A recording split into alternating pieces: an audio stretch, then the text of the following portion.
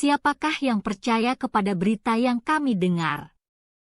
Dan kepada siapakah tangan kekuasaan Tuhan dinyatakan? Sebagai taruk ia tumbuh di hadapan Tuhan, dan sebagai tunas dari tanah kering.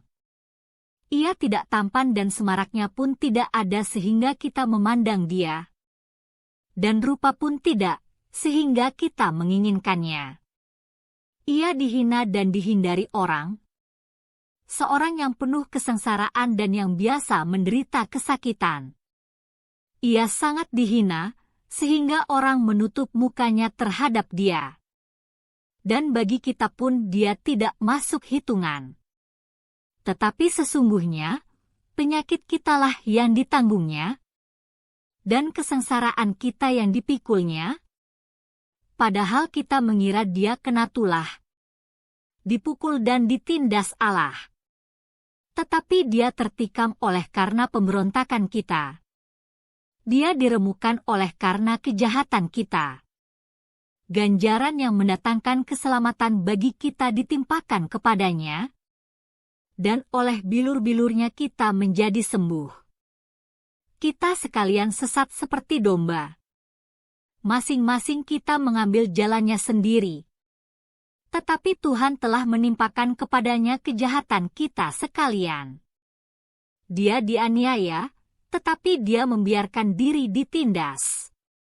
Dan tidak membuka mulutnya. Seperti anak domba yang dibawa ke pembantaian.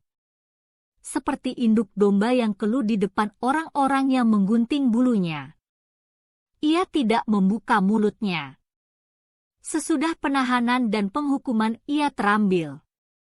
Dan tentang nasibnya siapakah yang memikirkannya? Sungguh, ia terputus dari negeri orang-orang hidup. Dan karena pemberontakan umatku ia kena tulah. Orang menempatkan kuburnya di antara orang-orang fasik. Dan dalam matinya ia ada di antara penjahat-penjahat, sekalipun ia tidak berbuat kekerasan. Dan tipu tidak ada dalam mulutnya. Tetapi Tuhan berkehendak meremukkan dia dengan kesakitan. Apabila ia menyerahkan dirinya sebagai korban penebus salah, ia akan melihat keturunannya, umurnya akan lanjut. Dan kehendak Tuhan akan terlaksana olehnya. Sesudah kesusahan jiwanya ia akan melihat terang dan menjadi puas. Dan hambaku itu, sebagai orang yang benar, akan membenarkan banyak orang oleh hikmat-Nya, dan kejahatan mereka dia pikul. Sebab itu aku akan membagikan kepadanya orang-orang besar sebagai rampasan. Dan ia akan memperoleh orang-orang kuat sebagai jarahan. Yaitu sebagai ganti karena ia telah menyerahkan nyawanya ke dalam maut. Dan karena ia terhitung di antara pemberontak-pemberontak, sekalipun ia menanggung dosa banyak orang. Dan berdoa untuk pemberontak-pemberontak.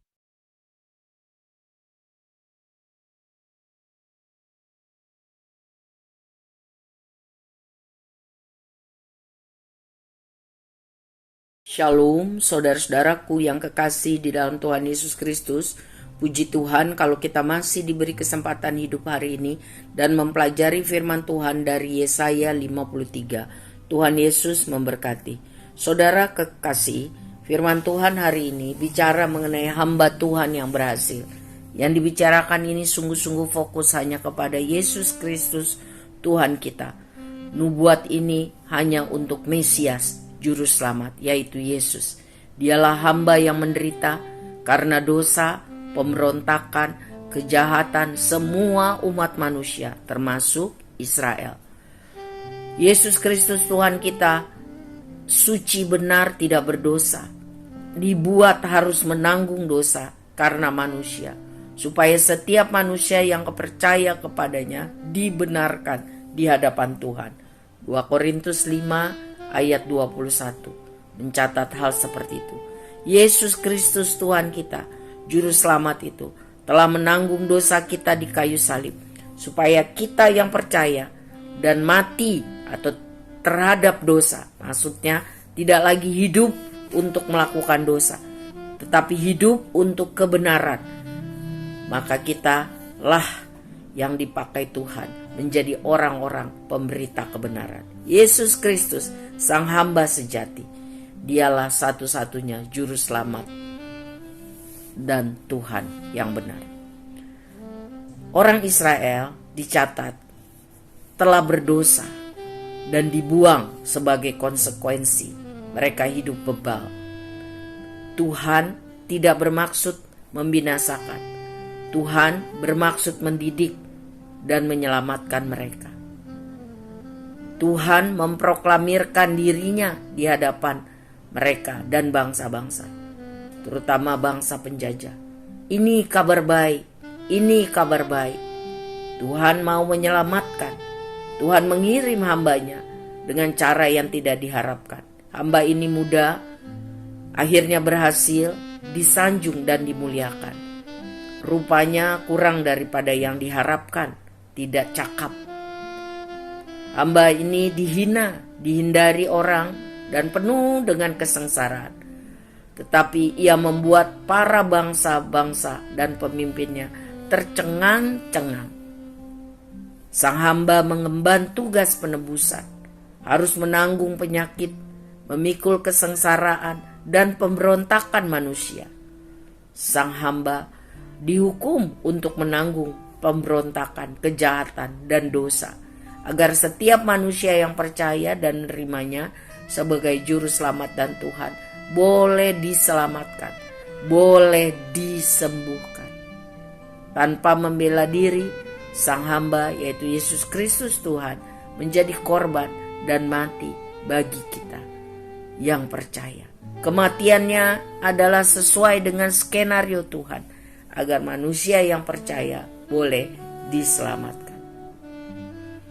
Karena melalui kematiannya dan melalui kebangkitannya, Yesus Kristus memberikan hidup, kebenaran, dan hikmat kepada banyak orang.